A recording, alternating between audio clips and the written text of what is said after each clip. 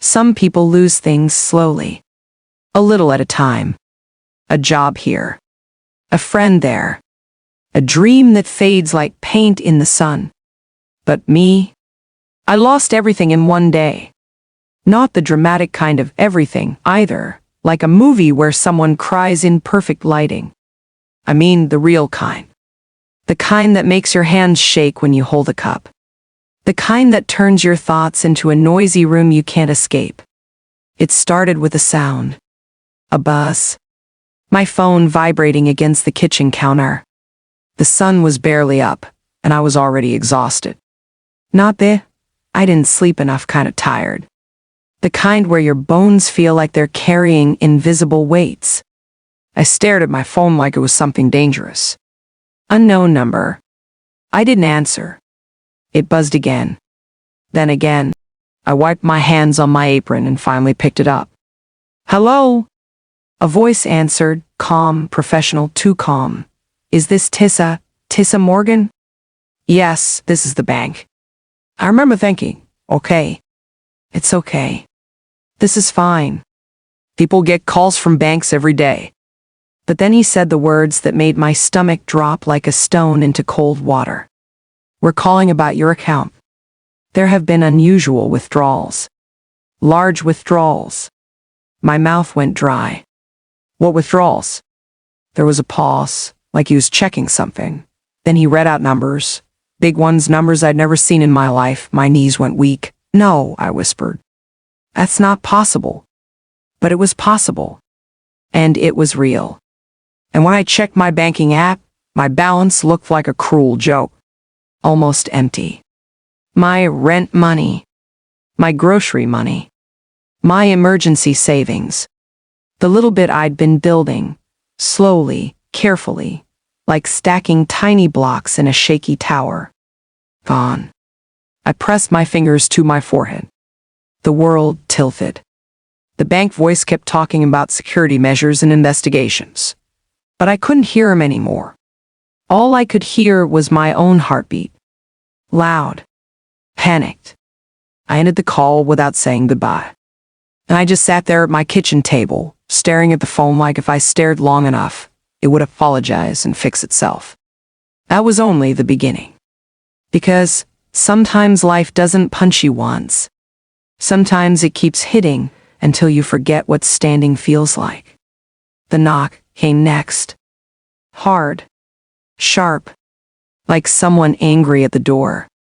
I opened it, and my landlord stood there with a folded paper in his hand. He didn't smile. Tessa. I tried to breathe normally. Good morning. He handed me the paper like he didn't want his fingers touching mine. Eviction notice, he said. I laughed once, accidentally, a tiny, broken sound. That's funny. I paid. You didn't, he cut in. It bounced. I felt like someone had poured ice into my chest. I know, there must be a mistake. I have, he shrugged. Not cruelly. Not kindly. Just indifferent. You've got the legal time, he said. I'm sorry. He wasn't sorry. He turned and walked away. And I stood there holding the paper with my name on it, my hands shaking so badly the page rattled. I wanted to scream. Instead, I closed the door slowly and leaned my back against it. Then I slid down until I was sitting on the floor like a child. My breathing turned into something ugly. Fast. Shallow. It wasn't just money. It was safety. It was the little routine I had. The small piece. Gone. My phone buzzed again. This time, it wasn't unknown. It was my boss. I wiped my face quickly, like if I removed the tears fast enough, I could remove the truth too. Hello? I said, voice cracking. Tessa, my boss said. Where are you? I can come in. No, she interrupted, and that word felt like a door slamming. I'm sorry, she said, but her tone wasn't sorry. It was tired. We had an audit. There are missing funds from the register. Your name is on the shift reports. My stomach twisted. What? No. No, I didn't. I can't do this over the phone, she said. HR has everything. Please don't come in. Your key has been deactivated. My body went numb. She kept talking, but the words were falling through me like rain through a broken roof. Then she ended the call. And the silence after was so loud, I felt like I was underwater. Bank empty. Eviction notice. Job gone. 3 losses stacked on top of each other so fast, my brain couldn't even process the first one. I didn't cry then. Not right away. I just sat there on my kitchen floor for a long time, staring at nothing. Then I heard the smallest sound. Footsteps. Soft. My daughter, Amaya, standing in the hallway. She was 8 years old, hair messy from sleep, holding her stuffed rabbit with one arm. Her eyes were wide. Mom, she said quietly. I looked at her and tried to smile. I tried to make my face normal, safe. But I could feel my mouth trembling. What's wrong? She asked. I wanted to lie. I wanted to say, nothing, baby. Everything's okay. But my throat closed. My eyes filled. And in that moment I realized the scariest part wasn't losing the money. It wasn't the job. It was this. I didn't know how to protect her anymore. Amaya walked slowly toward me and sat down beside me on the floor, like she knew this was one of those moments that changed things. She didn't ask more questions. She just leaned her head against my shoulder. And that simple weight, the warmth of her, made the tears finally break free. I covered my face with my hands and sobbed like I hadn't sobbed in years. Amaya didn't move. She just stayed there, quietly holding my arm like she was trying to hold me together. I kept thinking, this is the moment my life ends. Not physically, but the life I knew. The life where I pretended I had control. That night, after Amaya fell asleep, I sat at the kitchen table again. The same table where I had once helped her with homework and eaten pancakes on Saturdays. I looked around the apartment. The couch with the torn corner. The small plants by the window. The family photo on the wall. I might lose all of this. I stared at the eviction paper until the words blurred. Then I whispered to the empty room. What do I do now? And the room gave me no answer. But deep inside my chest, something small stirred. Not hope. Not yet. Just a quiet, stubborn spark that said, you have to keep going. Even if you don't know how. The next morning, I learned something about rock bottom. Rock bottom isn't always a dramatic moment. Sometimes it's small. Sometimes it's opening your fridge and realizing you're counting eggs like they're gold. Sometimes it's putting on a brave face for your child while your hands shake so much you spill cereal onto the floor. Sometimes it's smiling at your neighbor and pretending you're fine while your stomach is screaming. I made Amaya breakfast and packed her school bag with the last decent snacks we had left. She watched me carefully. Kids always know when something is wrong. They might not understand the details, but they feel the cracks. Mom, she said when I zipped her bag, Are we in trouble? I swallowed hard. We're having a hard week, I said softly, but we're gonna be okay. I didn't know if that was true, but I said it like it was, because mothers do that. We build bridges out of words when the ground has disappeared. After dropping her at school, I walked back home like my feet belonged to someone else. My phone felt heavy in my pocket. I had calls to make. I started with the bank again, then HR, then the police. Every call ended with some version of, we'll investigate. We'll get back to you. We'll review the situation. All of them sounded like, wait. But I didn't have time for waiting. My life was collapsing in real time.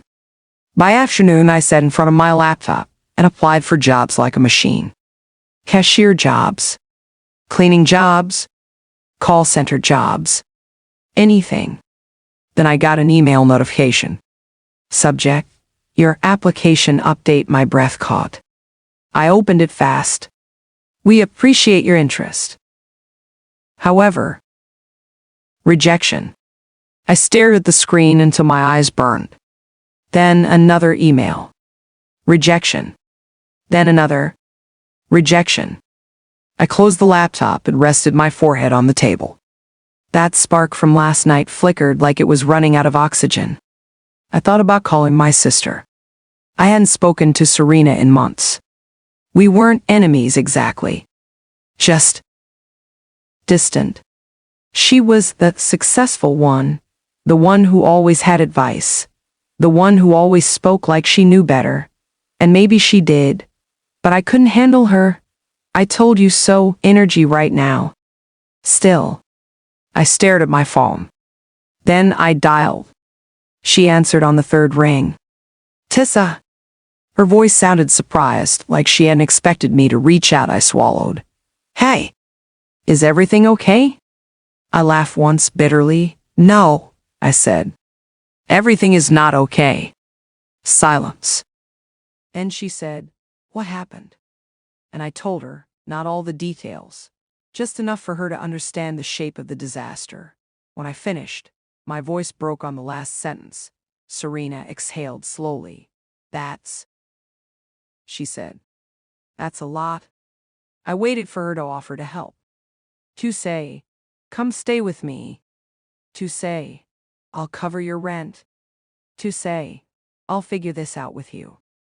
Instead, she said something that stabbed me in a place I didn't even know was exposed. "Tessa, I don't mean to sound harsh, but you have to be more careful." My fingers tightened around the phone. "Careful?" I repeated. "With money. With who you trust. With," she paused. "With everything." I felt heat rise behind my eyes. "I was careful," I snapped. "I worked overtime. I saved. I did everything right." Serena's voice cooled. "Well," she said, "something clearly went wrong." I wanted to throw the phone against the wall. Instead, I said quietly, "I didn't call you for a lecture." Serena hesitated then, almost reluctantly. She said, "How much do you need?" My breath caught. But pride is a weird thing. It can drown you even when someone offers a rope. "I don't know," I whispered. Serena sighed. "I can lend you something. But you need a plan." "I can't." I ended the call. Not because she didn't offer money, but because the way she offered made me feel smaller than I already was. I sat in the silence again. And that's when the thought came, dark and heavy. Maybe I can't fix this. That night I tried to sleep, but my mind wouldn't stop. Every time I closed my eyes, I saw the eviction notice. Every time I took a deep breath, I remembered Amaya asking if we were in trouble. I got up and walked into the living room. The moonlight painted the floor silver. I stood there, feeling like a ghost in my own home. Then I saw it. A notebook on the shelf. An old notebook with a worn cover. I pulled it out. It was mine from years ago. Before motherhood. Before exhaustion. Before survival took over. I flipped it open. Inside were random lists. Quotes. Dreams I used to have. And on one page, in my own handwriting, I saw a sentence I had forgotten. "When life is loud, do one small thing every day that proves you still matter." I stared at that sentence like it was a message from a version of me that still believed in something. One small thing every day. A habit. A simple habit. Not a miracle. Not a lottery ticket. Not someone else rescuing me. Just one small thing. That night, I wrote a list. Not a fix my whole life list. A tiny list. 3 things. Walk outside for 10 minutes. Write 1 page. Anything.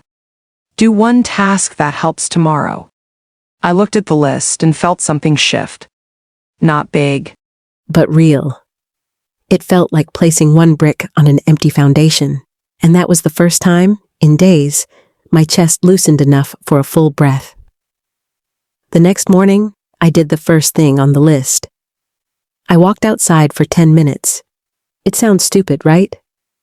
10 minutes, as if fresh air could fix eviction, as if a short walk could refill a bank account. But something happened during that walk. For those 10 minutes, I wasn't on the floor anymore. For those 10 minutes, I wasn't a victim. I was a person with feet moving forward. The air was cold. The sky was gray. But I kept walking. Then I came home and wrote one page. Just a page. I didn't try to make it beautiful. I wrote the truth. I wrote, I'm scared. I wrote, I feel like I failed. I wrote, I don't know what comes next. The tears fell onto the paper, and I didn't wipe them away. Then I did one task that helped tomorrow. I called a community support line. I didn't want to, but I did. And for the first time, someone on the other end didn't lecture me. They listened. They explained steps. They gave me options. Emergency housing support, food resources, legal clinics, job placement programs, not promises, options, and options were better than silence. That night, I repeated the habit. Walk, write, one task. Day 2, day 3, day 4. My life was still messy, still terrifying, but something changed. I stopped spiraling for hours, because the habit forced my mind into a smaller space. It said, don't solve your whole life today. Just do your 3 things. And slowly, so slowly it almost felt invisible, I started to come back. I started to eat properly again. I started to speak to Amaya with less panic in my voice. I started to notice small wins. A call returned. A form approved. A part-time job interview scheduled. Then, on day 10, something happened that made my hands go cold again. A letter arrived from the police. It wasn't about my bank. It was about my job. They wanted me to come in for questioning. My heart pounded as I read it. They thought I stole money. I didn't. But someone did, and my name was on the paperwork. I sat at the kitchen table staring at the letter while the old fear tried to climb back into my throat like smoke. And that's when I realized something. The habit didn't remove fear. It didn't erase problems, but it gave me a way to face them without collapsing. So I did what I always did now. I walked, I wrote, and I did one task that helped tomorrow. I gathered evidence, receipts, schedules, emails, anything, brick by brick, step by step. Because this habit was quietly turning me into someone I hadn't been in a long time, someone who didn't disappear when life got hard. At the police station, the air smelled like old coffee and paperwork. A detective sat across from me with a folder. He looked tired. Not angry, just tired. Ms. Morgan, he said, we're trying to understand how these discrepancies happened. I kept my voice steady, even though my stomach was a storm. I didn't take anything, I said. He flipped open the folder and slid a paper toward me. A register report. My name printed at the top. My shift. My signature. This is why you're here, he said. My hands shook as I looked. Then I noticed something. The signature. It looked like mine, but it wasn't. It was close. But the curve was wrong. The pressure was wrong. I looked up. That's not my handwriting, I said. The detective raised an eyebrow. You're sure? I'm sure, I said, and for the first time in weeks, my voice had something in it. Certainty. He watched me for a moment, then he leaned back and said, Tell me about your coworkers. And that's when the truth started to move. Because it turned out I wasn't the only one with missing pieces in my story, and the person responsible was someone I never suspected. Someone who smiled at me every day. Someone who once told me, we're like family here. And as the detective asked more questions, I felt the world shift again, not into collapse, but into something else, a shape, a direction, a path toward justice. And as I left the station that day, I didn't feel fixed, but I felt something powerful. I felt like I was returning to myself. The detective didn't say the name right away.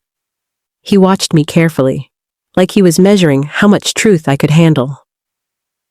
"You mentioned earlier that you never left the register unattended," he said. "Is that correct?" "Yes," I said. "We weren't allowed to." "And yet," he continued, "the missing amounts all happened during your shifts." My stomach tightened. "That's why you think it was me," I said. He didn't deny it. Instead, he slid another document across the table. "Do you recognize this handwriting?" he asked. I leaned forward. The writing was neat, confident, sharp at the edges. I stared at it for a moment, then something cold settled into my chest. That's Mira's," I said slowly. "Mira. My co-worker? My work best friend? The one who used to bring me coffee when I looked tired? The one who told me about her messy breakup and cried in the break room? The one who hugged me when I said I was worried about rent?" The detective nodded. "She had access to the register when you stepped away for lunch." My head shook automatically. "No," I whispered. "She wouldn't." But the truth doesn't care what we want to believe. The detective continued. Several other employees noticed discrepancies on her shifts as well. Smaller amounts, spread out, hard to catch. I closed my eyes. Every memory of Mira replayed differently now. Her smile, her sympathy, her, "You're doing great, Tessa." It all felt fake, like I had been living in a story where I didn't know who the villain was. "Why would she do it?" I asked. He paused, then said, "Financial pressure, debt, and opportunity." I let out a shaky breath. I wasn't angry yet. I was heartbroken. Because betrayal hurts most when it comes from the people who watched you struggle and chose to hurt you anyway. "Will you clear my name?" I asked. The detective looked at me seriously. "We're building the case," he said. "But yes, you are not our suspect anymore." Those words should have felt like relief, but instead they felt heavy, because even if my name was cleared, my life was still broken. I still had no job, no savings, an eviction notice waiting. And now, the person I trusted at work had been the one quietly destroying me. When I walked out of the station, the sky was overcast again. I stood on the steps and breathed in deeply. For a moment, the world felt unreal, like I had just woken up from a dream where everything was familiar but wrong. I pulled my notebook from my bag. I did what I always did now. I wrote, walk, write. One task. That habit had become my anchor, my lifeline, the thing that reminded me that even when people lie, even when systems fail, I could still show up for myself. That night, I told Amaya the truth in simple words. "Someone at my job did something wrong," I said gently. "But I didn't. And people are helping us." She studied my face. "You didn't do anything bad?" she asked. "No," I said. She hugged me hard, and for the first time since everything collapsed, I felt something warm break through the fear. Not hope, not yet, but trust. 2 days later, Serena showed up at my door, unannounced. She stood in the hallway in a long coat, her hair perfect as always. I almost didn't let her in. But then I saw the look in her eyes. Not judgment, concern. "I heard," she said quietly. "Heard what?" I asked. "About the investigation, about your coworker." I stepped aside. She walked in, looking around my apartment like she was seeing it for the first time. I waited for her to say something critical. She didn't. Instead, she said, "You must be exhausted." That nearly broke me. I crossed my arms to keep myself together. "I didn't ask you to come," I said. "I know," she replied, "but I'm here anyway." Silence stretched between us. Then she said, Let me help. I shook my head automatically. No. Tessa? I said no. She sighed. You don't have to do everything alone. Yes, I do, I snapped. Because when I asked before, you made me feel like this was my fault. Her face tightened. I didn't mean, but you did, I said, and I can't carry your judgment on top of everything else. She looked down. For the first time, Serena didn't look powerful. She looked human. I was wrong, she said quietly. That stopped me. I should have listened instead of analyzing you, she continued. I thought being logical was helping. It wasn't. I didn't respond. She reached into her bag and pulled out an envelope. I'm not offering advice this time, she said. Just support, no conditions. I stared at it. I knew what was inside. Money. I felt my pride rise like a wall. But then I thought about Amaya, about food, about shelter, about how survival is not the place for ego. Slowly, I took the envelope. Thank you, I said, my voice barely audible. Serena nodded, and in that moment, something between us shifted. Not healed, but softened. That night, I added a new line to my notebook. Accepting help is not weakness, it is strategy. The habit wasn't just changing my actions. It was changing my thinking. With Serena's help, I paid the most urgent bills. The eviction was delayed. I still needed work. And fast. I went to a job placement center. I attended interviews. I took temporary shifts wherever I could. Cleaning offices at night. Stocking shelves early mornings. Folding laundry at a small hotel. The work was exhausting. But every day, no matter how tired I was, I kept the habit. I walked. I wrote. I did one task for tomorrow.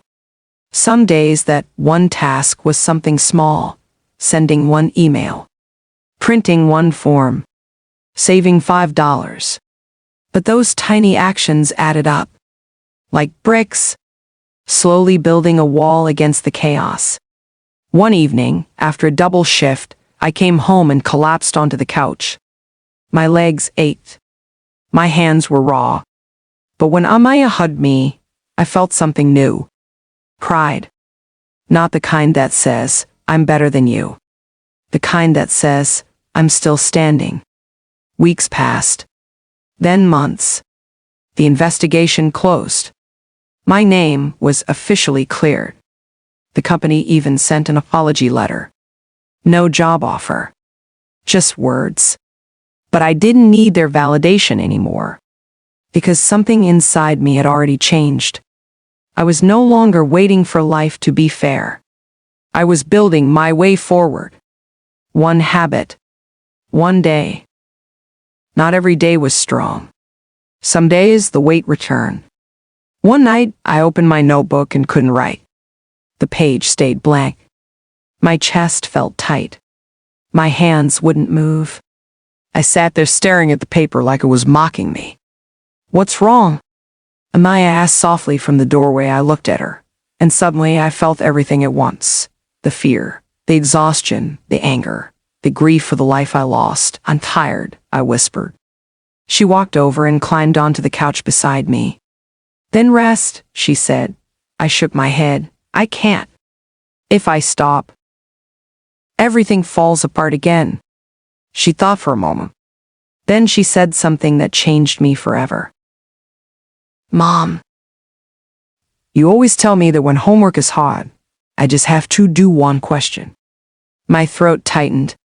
That's what you're doing, she continued. You're one question every day. I stared at her. My 8-year-old daughter had just summarized the habit that was saving my life. I picked up the pen, and I wrote one sentence. Not a page. Just one sentence. And that was enough. 3 months later, I got a call from a small community center. They had seen my application weeks ago. They needed a coordinator. The pay wasn't great, but it was steady, and it mattered. I took the job. The first day I stood in the empty office and looked around. A desk, a chair, a phone. Not much, but it was mine. As I sat down, I realized something.